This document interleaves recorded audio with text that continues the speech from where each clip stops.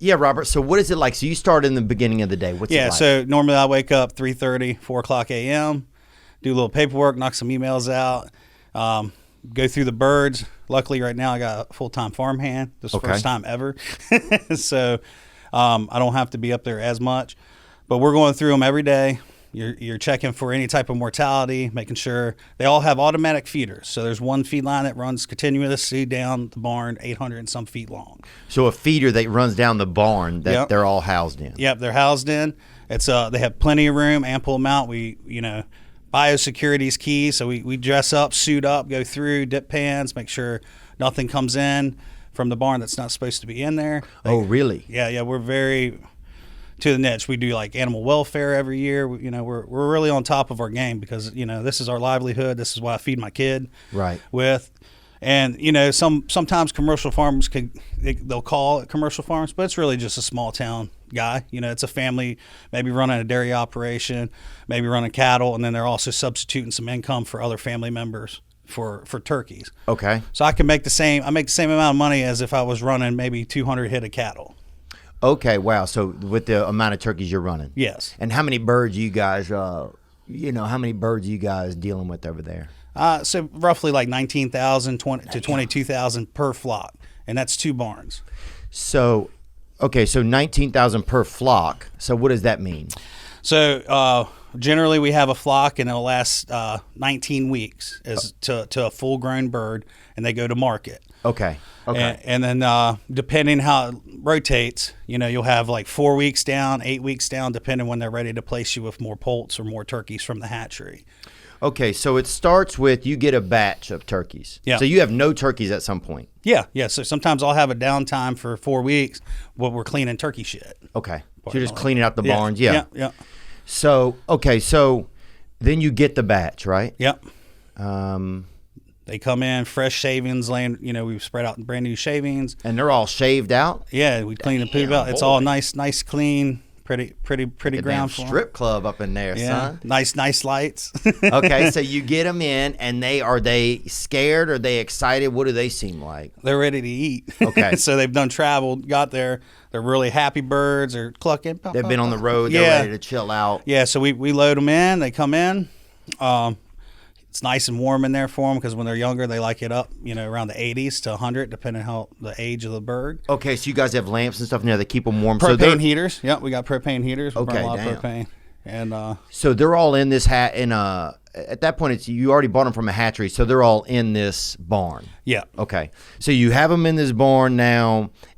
How long until you guys, just pull that card on them, and lower them out and send them onto the market? 18 and a half to 19 weeks. Wow. So and then when they go out, they're, averaging 40 to 45 pounds, depending how well the feed conversion. Okay. So, and that is, you guys are feeding them the whole time. How often do you feed them? They eat nonstop. They have access to water and food the entire time. They're like my buddy Corey, dude. It's full buffet. And will they eat, and what are they eating? Corn? It's a corn, soybean, and then sometimes wheat. And it's all natural. We have our own hatchery. So y'all ever go out there and give them a little snack at night? Is there any kind of a bedtime snack? Is there anything where you're going to sneak out there, you feeling in a good mood, you're going to go out there and hook them up? Nah, like maybe you want moon pie, but they're like, nah, we're good.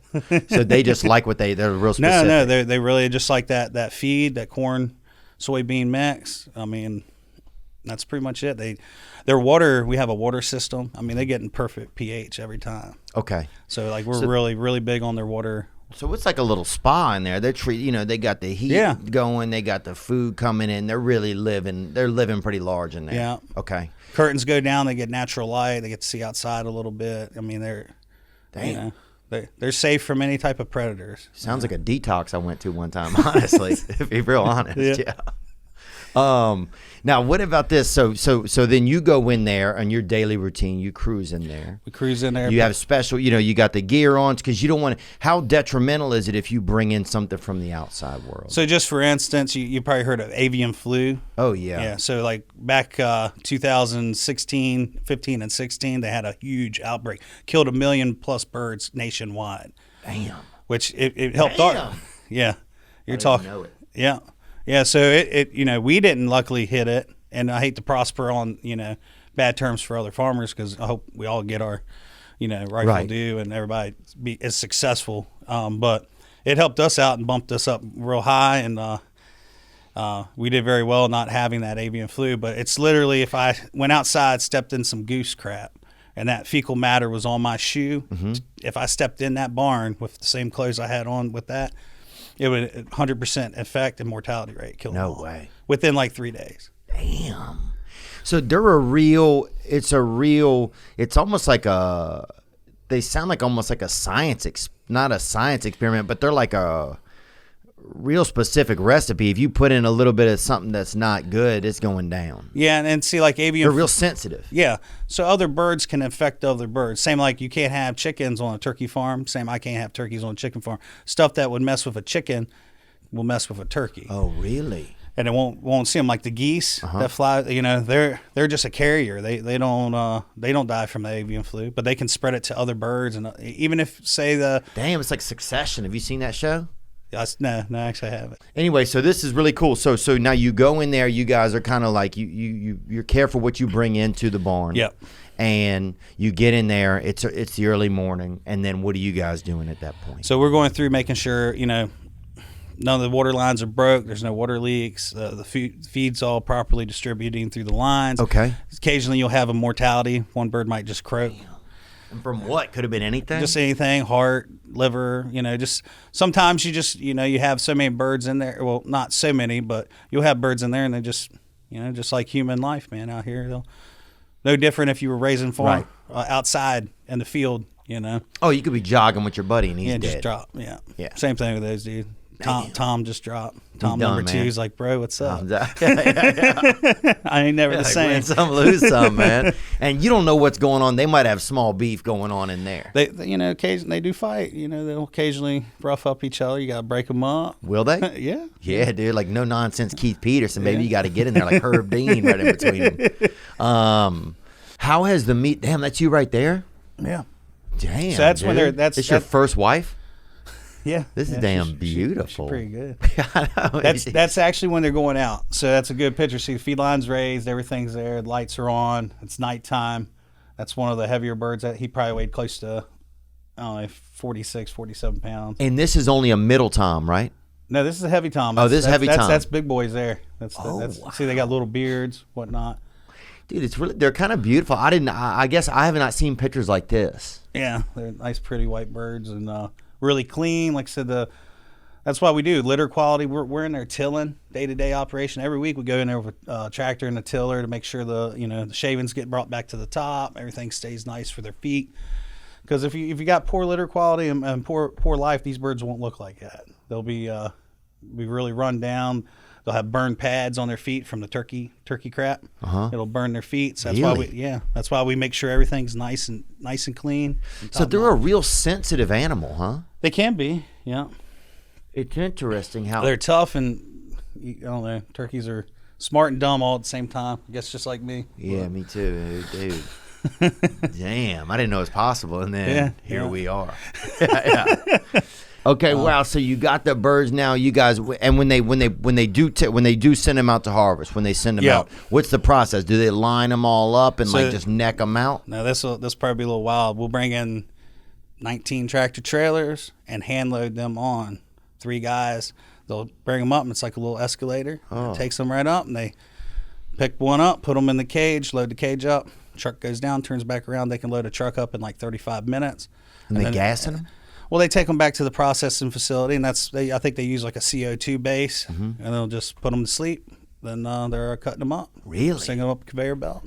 So they put the meat they just put them to sleep. Yeah. So they're not shooting them. It's not like a bullet or anything. No.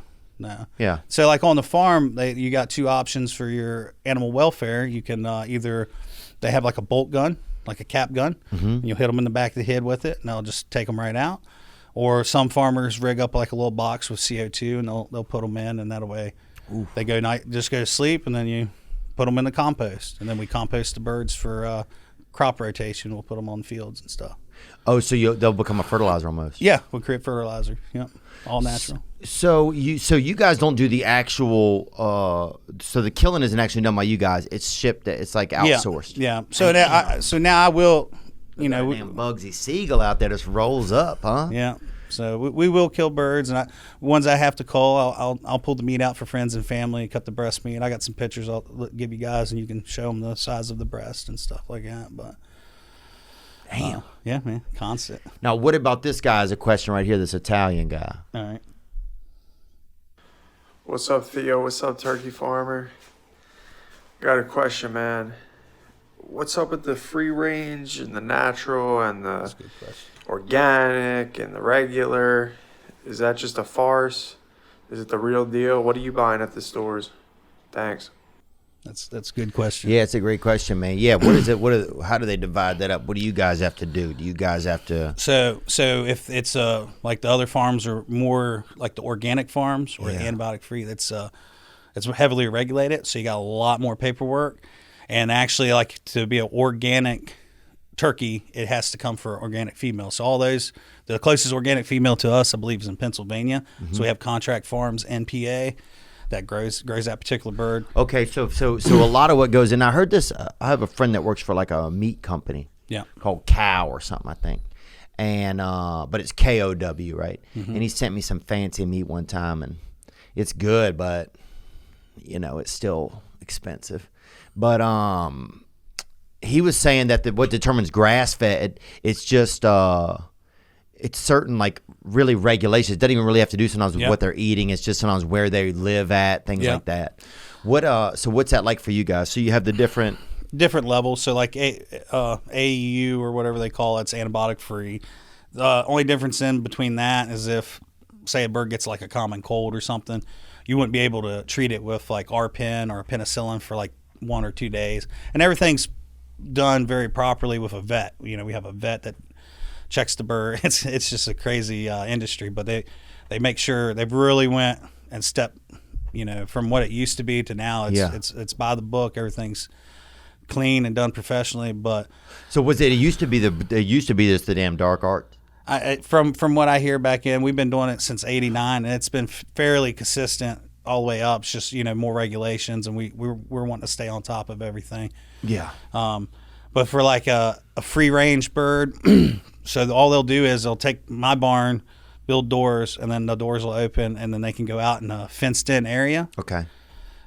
Sometimes they don't even go out. Like my buddy grows free like range. Angola. They free range chickens. Same thing. He spent all this money.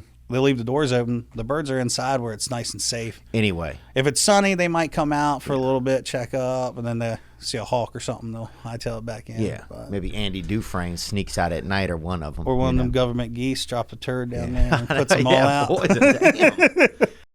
Hope you enjoyed that video, and you can watch another. And you can watch this one, you can watch this one.